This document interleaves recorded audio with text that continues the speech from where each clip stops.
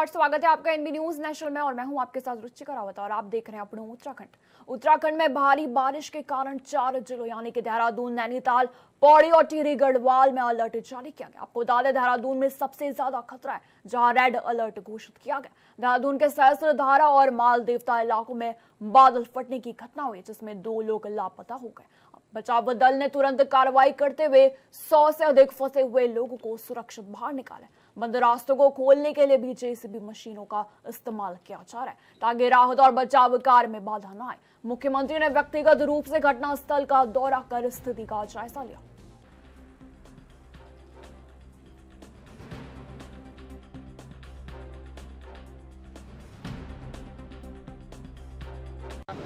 कल रात्रि को जो तेज बारिश हुई है उससे हमारे यहाँ की सभी नदियाँ तूफान पर हैं और कई जगह बादल फटा है। करीब 25-30 स्थानों पर सड़क पूरी तरह से बह गई है। घरों को बहुत नुकसान हुआ है, सरकारी संपत्तियों को नुकसान हुआ है और पूरा जनजीवन अभी अस्त व्यस्त है। उसको सामान्य करने के लिए सभी प्रयास किए जा रहे हैं। बहुत सारे संपर्क मार्ग कट गए हैं। अभी नदियों का जो जल स्तर है वो भी काफ़ी बढ़ा हुआ है। पुल भी खतरे की जद में, आप देख रहे होंगे। ये हमारा सोंग और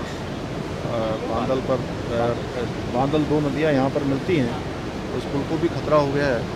उसका जल स्तर कम होगा। हम लोग सभी विभाग हमारे युद्ध स्तर पर काम कर रहे हैं, सभी कोऑर्डिनेशन कर रहे हैं। आज आदरणीय प्रधानमंत्री जी ने भी प्रातःकाल सारी जानकारी ली है। उन्होंने चिंता व्यक्त करी और हर प्रकार से हमको आश्वासन दिया है। अपने गृह मंत्री जी ने कि हर समय राज्य में जो आपदा आई है, आज देहरादून में जो बड़ी जल भराव और बादल फटने से नुकसान हुआ। वहीं मंगलवार को भी उत्तराखंड के मुख्यमंत्री पुष्कर सिंह धामी ने हरिद्वार का दौरा किया, जहां उन्होंने देव संस्कृति विश्वविद्यालय द्वारा आयोजित एक संगोष्ठी में भाग लिया। यह संगोष्ठी आर्टिफिशियल इंटेलिजेंस यानी कि एआई के विषय पर केंद्रित थी, जिसमें लोकसभा अध्यक्ष ओम बिड़ला भी शामिल हुए। सीएम धामी ने एआई की उपयोगिता और समाज को नई दिशा देने की इसकी क्षमता की सराहना की और इस विषय पर संगोष्ठी आयोजित करने के लिए विश्वविद्यालय की पहल की प्रशंसा की। अपने दौरे के दौरान मुख्यमंत्री ने देहरादून में हुई बादल फटने की घटना पर भी बात की। उन्होंने बताया कि इस आपदा से भारी नुकसान हुआ और कई हाईवे बंद हुए। सीएम ने कहा कि वे लगातार अधिकारियों के संपर्क में और राहत तथा बचाव कार्यों में तेजी लाने के साथ साथ बंद पड़े हाईवे को खोलने के लिए प्रयास जारी है।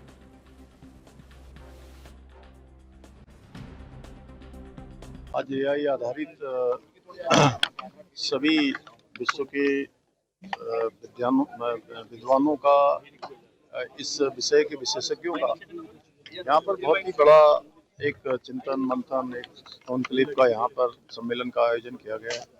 निश्चित रूप से आज जिस प्रकार की चुनौतियां हैं और आर्टिफिशियल इंटेलिजेंस आज हर क्षेत्र में जिस प्रकार से प्रभावी हो गई है, जरूरत बन गई है, निश्चित रूप से इस प्रकार के सम्मेलनों से आने वाले समय के लिए और मार्ग प्रशस्त होगा और जो यहाँ चिंतन मंथन होगा वो देश और दुनिया के लिए बहुत ही उपयोगी साबित होगा। देहरादून में आज कल शाम से ही काफ़ी तेज बारिश होने के कारण से, बादल फटने के कारण से देहरादून जनपद, टिहरी जनपद और उत्तरकाशी के भी कुछ इलाकों में आज काफ़ी नुकसान हुआ है। बड़ी आपदा आई है, बादल भी फटा है, जान माल की भी क्षति हुई है। अनेक स्थानों पर संपर्क मार्ग कट गए हैं, पुल भी इस आपदा की भेंट चढ़ गए हैं। नदियों का जल स्तर काफ़ी उफान पर है। ऐसे पूरे क्षेत्रों का लगभग सभी क्षेत्रों पर सभी अधिकारी जो आपदा प्रबंधन से जुड़े हुए हैं, जिला प्रशासन के हैं, एनडीआरएफ, एसडीआरएफ के लोग हैं, सभी समन्वय के साथ सभी क्षेत्रों में राहत के काम, बचाव के कार्य कर रहे हैं। मैं भी गया था, कुछ स्थानों पर देखा है मैंने भी, और हमारा प्रयास होगा कि जल्दी से जल्दी एक तो जो संपर्क मार्ग। वहीं उत्तराखंड सरकार को बड़ी सौगात मिली। आपको बता दें केंद्रीय विद्युत मंत्रालय ने 547.83 करोड़ की मंजूरी दी है, जिसका उपयोग ऋषिकेश में बिजली लाइनों की भूमिगत केबलिंग और देहरादून में आधुनिक SCADA प्रणाली के विकास में किया जाएगा। ये परियोजनाएं बिजली व्यवस्था को अधिक सुरक्षित, विश्वसनीय और गुणवत्तापूर्ण बनाएगी। मुख्यमंत्री पुष्कर सिंह धामी ने प्रधानमंत्री नरेंद्र मोदी और केंद्रीय मंत्री मनोहर लाल खट्टर का आभार भी व्यक्त किया। ये विकास कार्य प्रदेश को बेहतर सेवा और आधुनिक सुविधाएं प्रदान करने की दिशा में महत्वपूर्ण कदम है।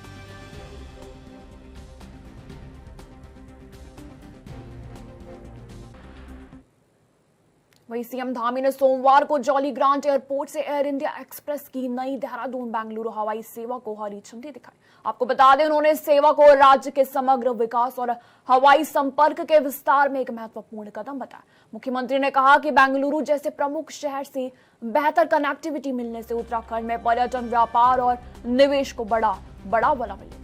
इसी के साथ अब छात्रों, पेशेवरों और उद्यमों के लिए भी नए अवसर खुलेंगे। मुख्यमंत्री ने एयर इंडिया एक्सप्रेस का स्वागत किया और इस नई कनेक्टिविटी के सकारात्मक प्रभावों की उम्मीद जताई।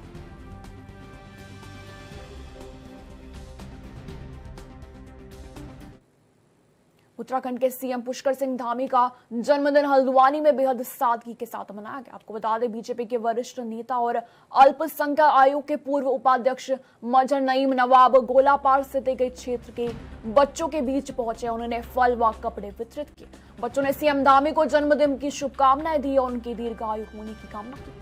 मजहर नईम नवाब ने बताया कि प्रदेश इस समय आपदा से जूझ रहा है और मुख्यमंत्री ने खुद भी अपील की कि ऐसे मौकों को सादगी से मनाया जाए और जरूरतमंदों की मदद की जाए। उन्होंने कहा कि मुख्यमंत्री हमेशा समाज के कमजोर वर्गों के प्रति संवेदनशील रहे। इस दौरान हमारे संवाददाता अमित चौधरी ने मुख्यमंत्री धामी का जन्मदिन मना रहे बच्चों और अल्पसंख्यक आयोग के पूर्व उपाध्यक्ष मजहर नईम नवाब से खास बातचीत की। उत्तराखंड के मुखिया, उत्तराखंड के सीएम श्री पुष्कर सिंह धामी का आज जन्म दिवस है और इस मौके पर तमाम तरह के पूरे प्रदेश में जो भाजपा कार्यकर्ता हैं वो उनके जन्मदिन को बेहद ही सादगी से मना रहे हैं। मैं मौजूद हूँ हल्द्वानी के नैब में और यहाँ पर बीजेपी के वरिष्ठ नेता और अल्पसंख्यक आयोग के पूर्व उपाध्यक्ष मजहर नईम नवाब बच्चों को एक बिटिया मेरे साथ मौजूद है, उनसे जानते हैं। बेटा, आज सीएम पुष्कर सिंह धामी का बर्थडे है, क्या बोलना चाहेंगे उनके जन्म दिवस पे और बच्चों की तरफ से, सबकी तरफ से क्या बोलेंगे आप? मैं यह बोलना चाहती हूँ कि जैसे पुष्कर सिंह धामी सर हमारे बीच पहले भी आए थे, मैं ये कहना चाहती हूँ कि वो बार बार हमारे बीच आते रहें और ऐसी मतलब अपना जन्म दिवस हमारे बीच बनाते रहें और जैसे वो पहले हम सभी से आके मिले थे वैसे ही और मिले। आपका नाम क्या है बेटा? मेरा नाम ज्योति मीरगानी। देखिए, ज्योति मीरगानी बहुत ही प्यारी बेटी है और उनका यही कहना है कि पुष्कर धामी से को उन्होंने बर्थडे विशेष किया। एक बच्ची और है, बेटा नाम बताओगे अपना?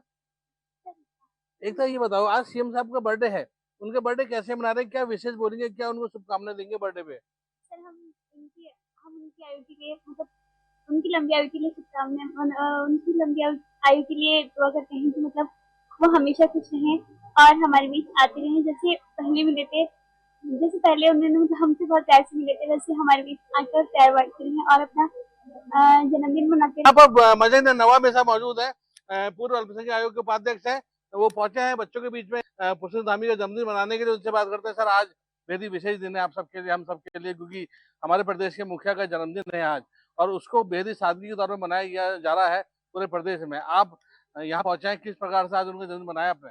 देखिए, मैंने रात से माननीय मुख्यमंत्री जी को बधाई दी और मैंने ये उनसे बात रखी कि मैं आपके बीच में आपका बर्थडे विश करना चाहता हूँ आना। तो उन्होंने मुझे ये निर्देश दिया कि आप जो है काठगोदाम वहाँ गोलापार स्कूल में जाकर के बच्चों, नेत्रहीन बच्चों के बीच में जाकर के उन बच्चों के बीच में इस अपनी प्यारी भाषा से उनको बर्थडे विश कर रहे हैं। बच्चों, आपसे यहाँ पर सीएम पुष्कर सिंह धामी के लिए बर्थडे विश आप लोग करेंगे एक बार हमारे कैमरे के माध्यम से, तो बोलिए सब लोग। सीएम साहब, Happy birthday to you, happy birthday to you, CM sir, happy birthday to you. May God bless you, may God bless you, may God bless you, CM sir, happy birthday to you.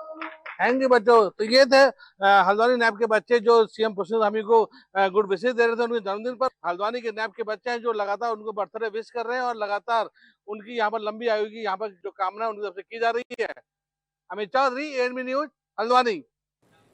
वक्त हो गया छोटे से break का, फौरन लौटते हैं।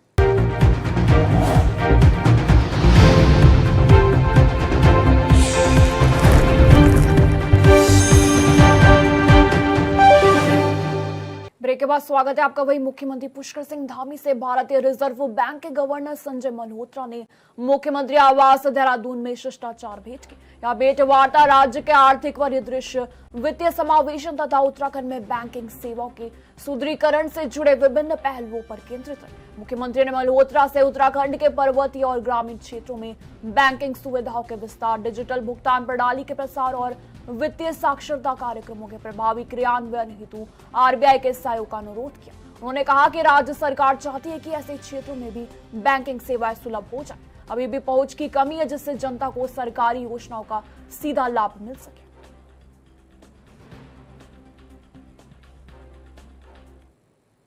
उत्तराखंड के देहरादून में सोमवार देर रात बादल फटने से तबाही मच गई। तेज बहाव में होटल, दुकानें और सड़कें बहाव की चपेट में आ गई। आपको बता दें, टपकेश्वर महादेव मंदिर परिसर पूरी तरह पानी में डूब गया, जहां सैकड़ों फुट मलबा भी जमा हो गया। तमसा नदी का जलस्तर अचानक बढ़ने से 1964 में सेना द्वारा बनाया पुल भी बह गया। इसी के साथ मौसम विभाग ने देहरादून और टिहरी गढ़वाल के लिए रेड अलर्ट जारी किया। मंदिर को 2 दिन के लिए बंद कर दिया गया। आपको बता दें, महंत ने श्रद्धालु से कुछ दिन न आने की अपील भी की। प्रशासन लगातार मॉनिटरिंग और मलबा हटाने में जुटा है। देखिए इसी मुद्दे को लेकर हमारे संवाददाता की लोगों से खास बातचीत।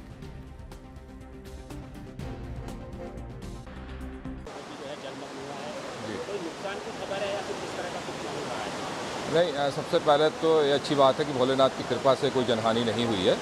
सब लोगों को महाराज जी ने सतर्क रूप से ही कर दिया था। लेकिन मैं आश्चर्यचकित हूँ कि अचानक इतनी बारिश आ सकती है। और ये महाराज जी के साथ में जहाँ विग्रह विराजमान है वहाँ तक गया था और मलबा कई फीट आ रखा है। और आप जैसे देख रहे होंगे, सामने भी आप देखेंगे कि सामने कठोर चट्टानें हैं, तो उधर से इस कारण ज़्यादा इधर दबाव रहा है।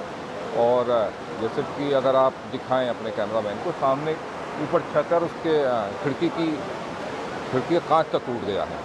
और अंदर काफ़ी जो पेड़ बहकर आए हैं, वो जो मार्ग है विद्युत तक जाने के लिए, गर्भगृह तक जाने के लिए, उस तक मलबा और पेड़ अटे हुए हैं और काफ़ी बड़े स्तर पर सफाई की आवश्यकता यहाँ पर है। तो हम लोग महाराज जी के साथ मिलकर और इसको पूरा जितनी जल्दी हो सकेगा उसको रेस्टोर करने का प्रयास करेंगे। महाराज जी, जिस तरह से देर रात से जो है बारिश हो रही है देहरादून में और लगातार जो है नदी भी बगल में है, तो उसका जलस्तर भी बढ़ा है, कोई ऐसी नुकसान की खबर है या फिर लगातार इस तरह से बारिश हो रही है और जो है मलबा भी बहकर आया है? कितने फीट मलबा है बता रहे हैं कि कितने तक मलबा? देखिए, जल प्रलय है ये। मैं बाबा को कोटि कोटि नमन करता हूँ कि आश्रम के सभी महापुरुष, सभी संतगण, ब्राह्मण, सेवक सब सुरक्षित हैं। पर आश्रम का सारा नुकसान हुआ कि कुछ भी नहीं बचा है। 8 से 10 फुट 6 फुट मलबा आश्रम में भरे हुए हैं। प्राकृतिक आपदा है। शासन के अधिकारी मेरे समकक्ष है। मैंने अपने निवेदन उनको रखा है कि इसको अतिशीघ्र सफाई करा दें, जिससे बाबा का पूजा पाठ का काम इस समय हम राजधानी देहरादून के प्रसिद्ध मंदिर टपकेश्वर में मौजूद हैं और रात से जिस तरह से बारिश हो रही है, बारिश के बाद जो नदी है, मैं कैमरामैन से कहूँगा कि वो दिखाएं एक बार, जिस तरह से जो बहाव है नदी का वो कितनी तेज़ है। और रात ये नदी जो है इसके ऊपर तक जो आप देख सकते हैं, जो निशान है पेड़ों तक, वहाँ तक जो है नदी बह के आई। ऊपर जो पेड़ है वो पूरे बह के आए हैं। इधर आप देख सकते हैं जो पूरा जो नदी के अंदर जो मलबा था, पेड़ थे, सब जो है यहाँ पर आकर इकट्ठा हो चुका है। ये मंदिर का प्रांगण है जहाँ से श्रद्धालु जो है लाइनें लगाकर जो है मंदिर के अंदर तक जाते हैं। और मेरे साथ कुछ लोग भी हैं जो श्रद्धालु हैं यहाँ पर टपकेश्वर मंदिर में इस समय मौजूद हैं। तबाही की तस्वीरें आप देख सकते हैं, किस तरह से जो है पानी का बहाव कितनी तेज है। ग्राउंड जीरो पर इस समय हम मौजूद हैं। ये टपकेश्वर की जो नदी है, टपकेश्वर मंदिर के बगल से जो नदी बह रही है, इसमें देखिए कितना पानी है। और ये जो पानी है वो रात अगर बात करें तो रात जो है उस पेड़ तक था। और ऊपर देखिए मंदिर के हाल किस तरह से है जहाँ पर ये तेज बहाव आया था। और लगातार जो है कहीं ना कहीं बारिश उत्तराखंड में हो रही है। और देहरादून में जो टपकेश्वर मंदिर में यह है जो एक मलबा जिस तरह से बह के आया है, पूरा मंदिर का प्रांगण है। लगातार जो है मूसलाधार बारिश हो रही है। हमारे साथ कुछ लोग हैं, उनसे बातचीत करते हैं क्या आखिर है लगातार जिस तरह से बारिश हो रही है। अगर बात करें लगातार जिस तरह से बारिश हो रही है उत्तराखंड में और राजधानी देहरादून में भी, ये एक प्रसिद्ध मंदिर है टपकेश्वर। काफ़ी जो है यहाँ पर नुकसान देखने को मिल रहा है। जो यहाँ पे लाइनें लगाते थे लोग, और काफ़ी जो है मलबा है, झाड़ियाँ हैं वो आ चुकी हैं बहकर। क्या कहेंगे उसको लेकर? ये रात को जो क्या कहते हैं सुबह 5 बजे सुबह ये 4:15 बजे तक कुछ पानी नहीं था, हम अंदर ही पूजा में थे, तो ये 4:45 और 5:30 के बीच में नदी चढ़ी है, तब इतना घुटनों तक पानी था। उसके बाद ये पानी ऊपर चढ़ चढ़ काफ़ी ऊपर तक आ गया, अंदर पूरा पानी भर गया था। 2 घंटे तक हम अंदर ही थे, फिर उसके बाद बाहर का जो जलस्तर है वो लगातार बढ़ रहा है।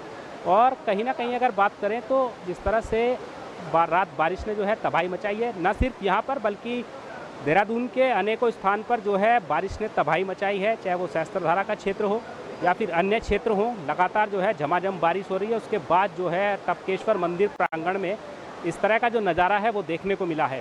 देहरादून से कैमरा पर्सन दिनेश कुमार के साथ अभिनव नायक, एएनबी न्यूज़।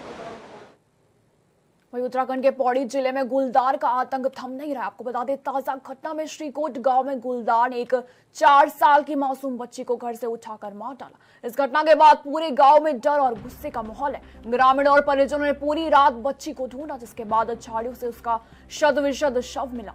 वन विभाग ने गांव में 2 पिंजरे लगाए और गुलदार को पकड़ने के लिए एक ट्रैंकुलाइजिंग टीम भी भेजने की तैयारी चल रही है। ग्रामीणों ने सरकार व वन विभाग पर लापरवाही का आरोप भी लगाया। इस पर वन मंत्री सुबोध उनियाल ने कहा है कि सरकार वन्यजीव हमलों को लेकर गंभीर है और ऐसी घटनाओं के बाद तुरंत टीमें भेजी जाती है। उन्होंने बताया कि ग्रामीण इलाकों में सोलर लाइट लगाने और लोगों को जागरूक करने जैसे प्रयास भी जारी है।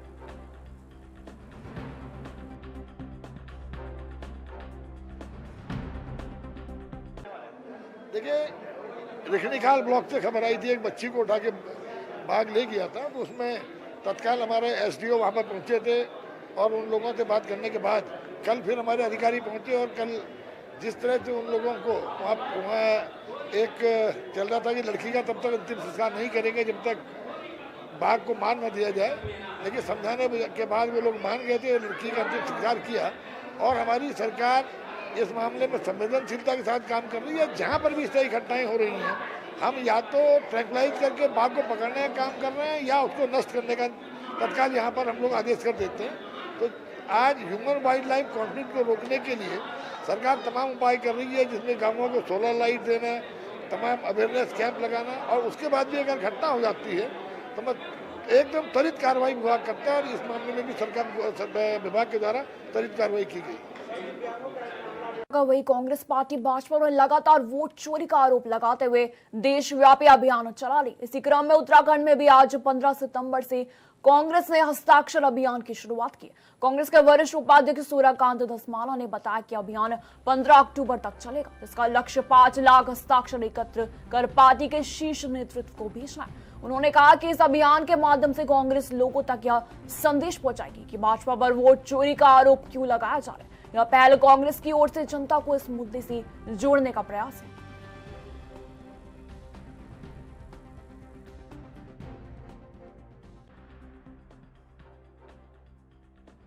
सिग्नेचर कैंपेन कांग्रेस मुख्यालय में शुरू करेंगे, पूरे प्रदेश में शुरू हो रही है, 15 तारीख से पूरे देश में शुरू हो रही है।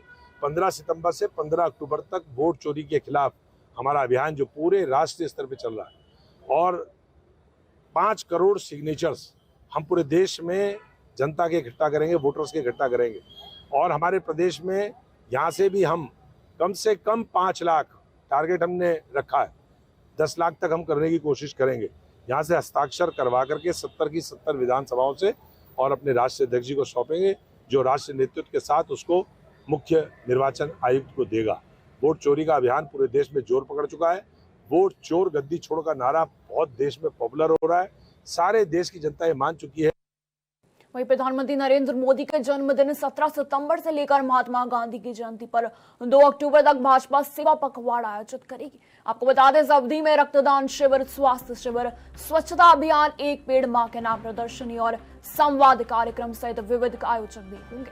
इसके साथ ही मोदी सरकार के विकास कार्यों को जनता तक पहुंचाने के लिए 75 शहरों में मोदी विकास मैराथन आयोजन कराने की योजना बनाई गई। वही प्रधानमंत्री मोदी के गुजरात के मुख्यमंत्री काल से लेकर देश के प्रधानमंत्री बनने तक की उपलब्धि और सेवा कार्यों को दर्शाने वाली एक विशेष प्रदर्शनी सभी जिलों में लगाई जाएगी। 25 सितंबर को पंडित दीनदयाल उपाध्याय की जयंती से भाजपा आत्मनिर्भर भारत विकसित भारत अभियान की शुरुआत करेगी। यह अभियान 25 दिसंबर तक चलेगा।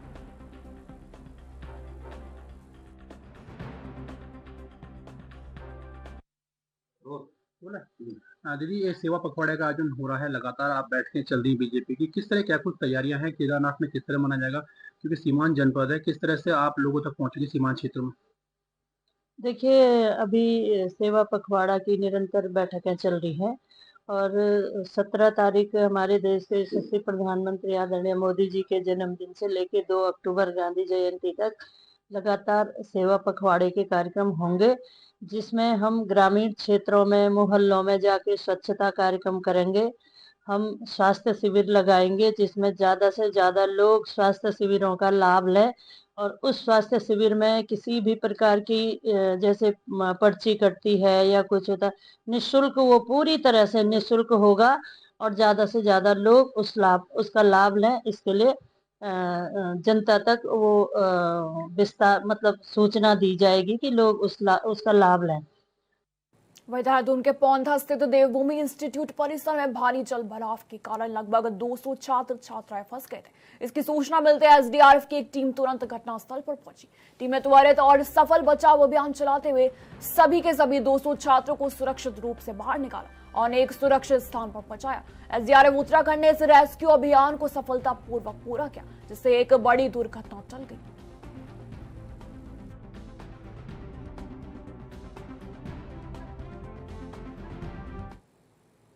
फिलहाल मेरे साथ इस बुलेटिन में इतना ही। दीजिए जाने की इजाजत। नमस्कार।